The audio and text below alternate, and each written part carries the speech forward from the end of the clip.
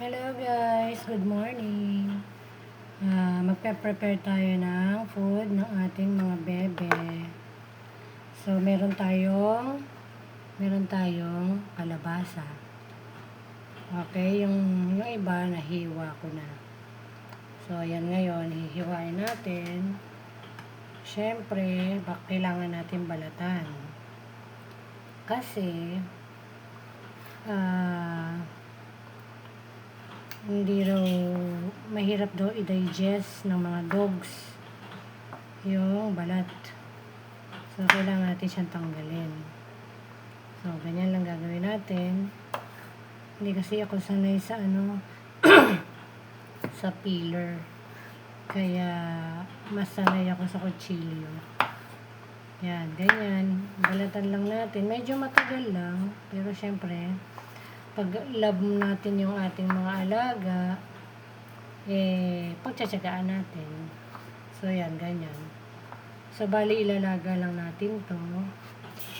Yan, ganyan siya, kaninipis. Kung gusto niyo mas manipis pa, mas madali siyang maluto. So, ganyan lang yung size niya. Ganyan lang. Kasi mas madali siyang maluto. Sinasama ko rin pakuluan yung mga buto kasi maganda raw yan sa kanila, pero hindi ko yan pinapakain sa kanila, parang yung pinakakatas lang, tapos parang nilalaga ko siya yung buto. Tapos pagka minsan pinapapak ko yan. Pero pwede yan, yung katas niya syempre napunta na rin yan sa sabaw, so syempre mapupunta na rin sa pagkain nila. Kasi kung mismong buto, ibibigay mo sa kanila ng ganyan, matigas. So, pagpasok niyan sa kanila, ganyan pa rin itsura niyan. So, ginagamit ito para sa natural deworming.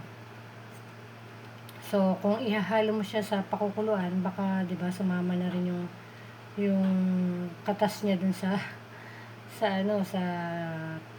pinakukulang tubig. So, pero kung ibibigay mo siya ng ganito, may hirapang i-digest ng mga dogs. So, kaya, ang ginagawa ko, parang nilalaga ko siya, yung katas na pupunta sa sabaw, tapos yung pinakalaman, minsan pinapapak ko, o kaya pwede rin namang gawin nyo, i-roast. Kasi meron akong ginawang ganito, yung roasted sa pan. So, pwede mo siyang i-roast, tapos, syempre dapat walang salt, para bawal din sa kanila eh. So, lalagyan mo siya ng konti, hindi ko na pala nilagyan ng oil, parang ni-roast ko lang siya sa non-stick pan. Yun na mismo. Yung pinakaloob nun, pwede mong pagsamasamahin, tapos durugin mo, isama mo sa pagkain nila. Pero sa ngayon, sasama ko sa paglaga. Gusto rin pinapapak ng anak ko yan yung nilagang buto ng pumpkin, at mataas ang sustansya niyan, mataas ang zinc. So, maganda sa tao, maganda rin sa ating mga alagang aso. So, yan, walang sayang sa kalabasa. Kahit buto, pwedeng pakinabangan. So, meron pang gagambang. Yan. Every morning, ganito ginagawa natin. Piniprepare natin yung kanilang food. Kasi nga, lalo ngayon, may bagyo na naman, malamig na naman ang panahon. Kailangan yung mga immune system nila ay talagang maganda para hindi sila kakapitan ng sakit. Mahirap na pag may sakit, 'di ba? Gastos. Kaya kailangan yung ipapakain mo sa kanila, yun mismo yung magpapa-healthy sa kanila. Bali, ang mga kasama nito, kanin, saka dog food. At saka itong na-harvest kong malunggay sa aking garden. Bali, tanim ko to. So, naka-harvest tayo ng konti. Kasi hindi pa naka-harvest si Daddy Alvin eh. Kaya pinagtyagaan ko na muna yung nandyan sa ating garden. Yan, ganyan lang kasimple ang ating pag-prepare sa ating pagkain nila. So, wag natin papakain sa kanila ng ganito, ng buo ha. Kasi, hindi naman nila madadigest yan. Baka maipon lang sa kanila, magbara-bara pa yan. Yan. So, mas makukuha mo yung full potential ng kung talagang bubuksan mo yan, tapos yung pinakalaman, yun yung pinaka tudurugin mo, isasama mo sa pagkain nila. Yun yung natural dewormer na tinatawag. So, yan. Tapos na tayo sa itong mga pinagbalatan, pwede natin itong ilagay sa ating compost. Kung meron kayong compost, yan. Ito ang tinatawag na soon to be fertilizer or soon to be soil.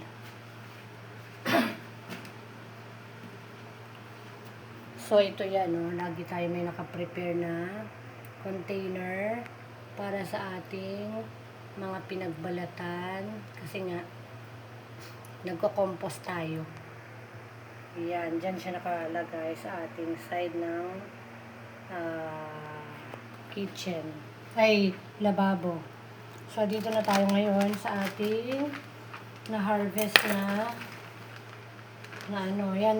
Ganyan ang pag-store ko sa kanya. Kaya nilalagay ko siya. Hinuhugasan ko muna, syempre. Pagkahugas ko, may nakatabingi yung Pagkahugas ko, nilalagay ko siya sa ziplock na may tissue para i-absorb yung moisture, hindi agad masira ang ating malunggay. So, yan, marami-rami rin pala akong na-harvest. So, ilalagay na natin yan lahat. Ilalagay na natin lahat yan sa ating pakukuluan.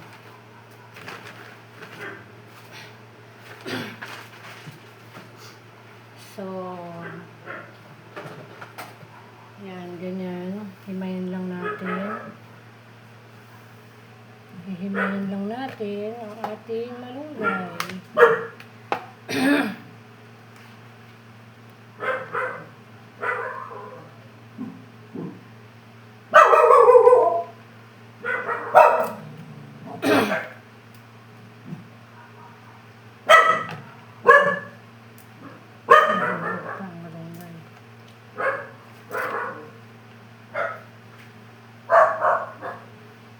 Nakaganda na pag sarili mong tanim. Siya, fresh na fresh. Amoy na amoy mo yung peppery smell ng malunggay. Kita ba? Parang hindi kita. Yun. Yan, ganyan tayo magtanggal. So, yan, halos ito na lang natira. Ito, mapupunta na naman to sa compost. Ayan, magpapahealthy ng ating plants. Yung mga pinagtabasan natin ng mga gulay. Lahat ng yan, lahat ng mga pinagtabasan, mapupunta lahat yan sa compost. Yung parang akala natin wala, pero merong napakalaking effect sa ating mga plants ang ating compost. So yan, ito ating malunggay. Ayan, lagi rin natin ina-advise na dapat hindi ito nawawala sa kanilang food preparation. Kasi ito yung isa sa bagay na ito ay isa sa mga ingredients na hindi dapat nawawala, lalo ngayon paulan. Hindi maganda yung weather natin. Mabagyo. So, isa to sa magpapatibay ng kanilang immune system. Kaya kailangan dapat laging may malunggay. I-make sure natin na laging may malunggay ang kanilang food.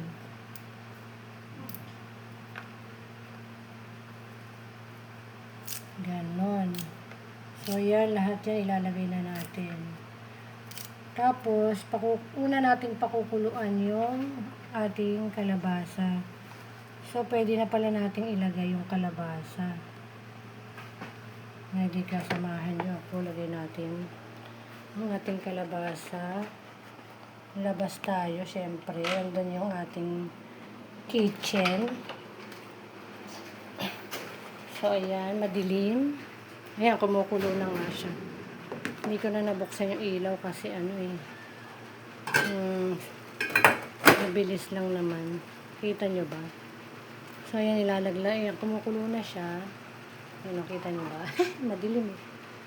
Sasaksak ko nga yung ilaw para makita nyo. Saglit. Wait lang guys ha.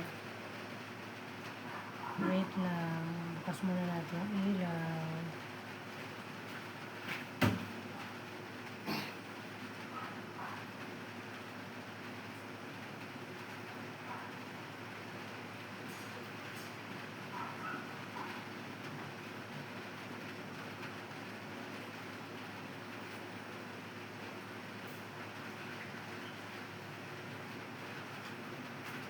So, yun na. May liwanag ang buhay pala. Ayan. So, kumukulo na yung ating tubig. Ayan, o. So, lagay na natin ating kalabasa.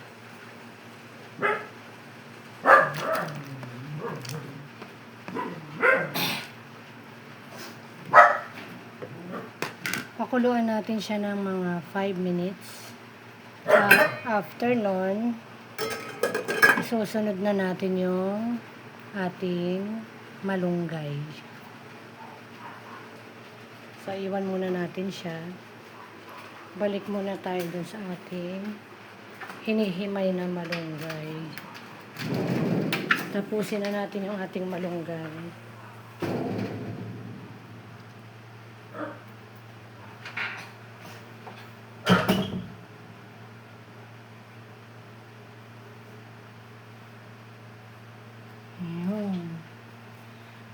So, 5 minutes.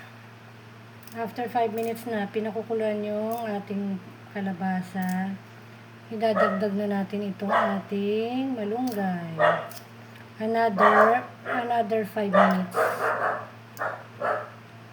So,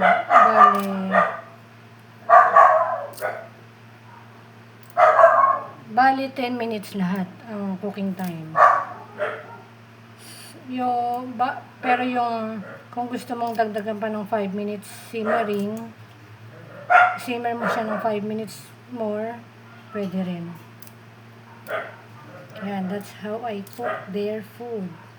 So, ito lang yung ating available na gulay ngayon. Kaya, ito lang ating ilalagay. Pero kadalasan, maglalagay tayo ng carrots, sayote. Ang ingay ni Pebbles. Kasi may naririnig siyang kumakahol eh. Kaya nakikikahol na rin. So, nilagay natin sayote. Ano pa?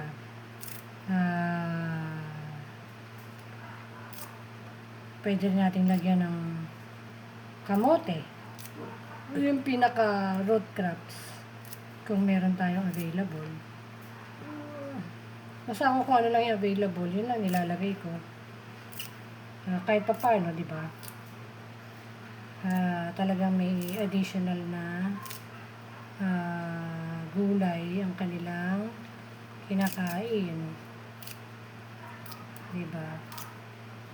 So, mabilis lang naman mag-prepare, tiyaga-tiyaga lang talaga. Hindi pwedeng tatamad-tamad kasi pag tatamad-tamad, wala. wala magpe-prepare ng food nila. Di ba? Tayo lang ang inaasahan ng ating mga fur babies. Baga sa nakasalalay sa atin ang kanilang kalusugan. So, kung tayo ay tatamad-tamad, ay huwag tayong umasa na mapapahealthy natin sila. Kailangan ng sipag at tiyaga para sila ay palaging healthy. So, ayan almost mapuno natin ang ating container. Ay, chopper, no. No. Ngat-ngat ka na naman to the highest level dyan, ha. So, ayan. Malapit na tayo matapos. At ilalagay na natin ito mamaya. After 5 minutes. So, uso na naman ang sakit kahit sa ating human. So, kaya ako, lagi rin akong nagmamalunggay tea. Isa yan sa aking immune booster. Aking energy booster. Ayan. So, hindi lang sa akin siya effective. Hindi lang sa mga fur babies natin, pati sa atin pala. Effective ang malunggay. Na-try nyo na bang magmalunggay tea, guys? So, i-try po natin para makita natin ang result sa ating health. So, kapag hindi ako nakainom ng malunggay tea, parang may kulang. Tapos kasi parang feeling ko yung tuhod ko, medyo nahihirapan. So, kapag nagmalunggay tea ako, sobrang in good condition siya. So, nakakawala talaga siya ng mga sakit-sakit sa katawan. Kaya I suggest, yung mga merong arthritis dyan, yung mga problema sa tuhod, yan, magmalunggay tea kayo every day. Guaranteed yan. Kasi nga, ako mismo, tried and tested ko na siya. So, that's why I am sharing this knowledge to you guys. Baka sakaling makatulong din sa inyong health, diba? At even sa inyong mga pets. So, ilang minutes na.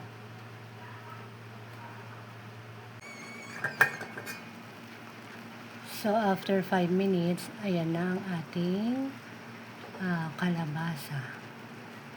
So, pwede na natin ilagay ang ating malunggay. Ayan ang ating malunggay. Ay, nakalimutan ko yung ating tinidor. So, ayan. Ganyan lang kadali. So, another 5 minutes para lumambot yung ating malunggay.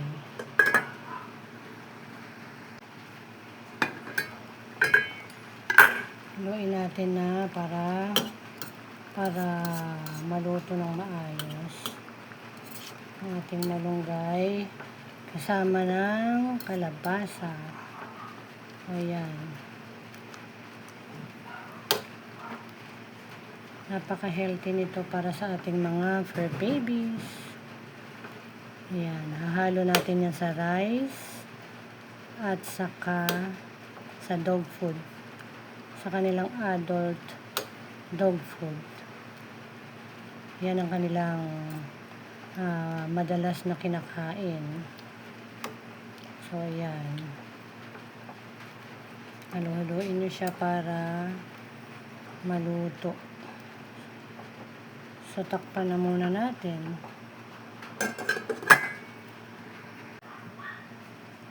So, ayan na siya.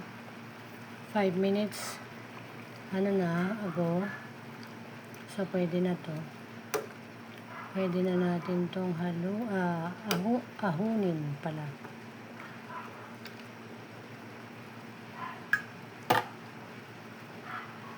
Ayan ang itsura niya. Ayan. Luto ng ating pangpa-healthy ng ating mga fur babies. Mamaya isa-serve na natin yan sa kanila. Mga anong oras? Before. Sometimes na kumakain sila mga mga 8 o'clock na 7 to 8 o'clock ng maga. Tapos sa hapon, mga 4, kumakain na sila. So, twice a day pa rin sila.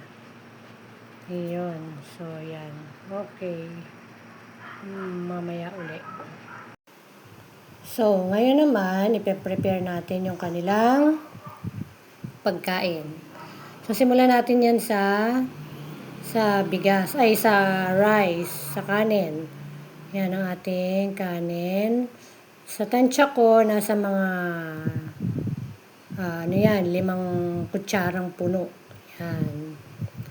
So, bawat isa sa kanila na mga adult natin ay may tagli 5 kutsarang puno ng kanin. Kasi nga, hindi rin maganda yung sobra-sobra dahil baka makadevelop naman sila ng allergies sa grains. Kasi napansin ko sa kanila, pagka nasobrahan, parang namumula yung under nila. So, parang nagkakaroon sila ng allergies, kaya hindi rin maganda sobra. So, ito, ang next nating ilalagay ang ating dog food. Yan yung adult food na binibigay ko sa kanila, yung SM Bonus adult food na pinalambot sa mainit na tubig. So, yan, medyo malamig na siya. Mga tag-2 sandok every isa sa kanila. So, yan. Ganyan lang ating preparation.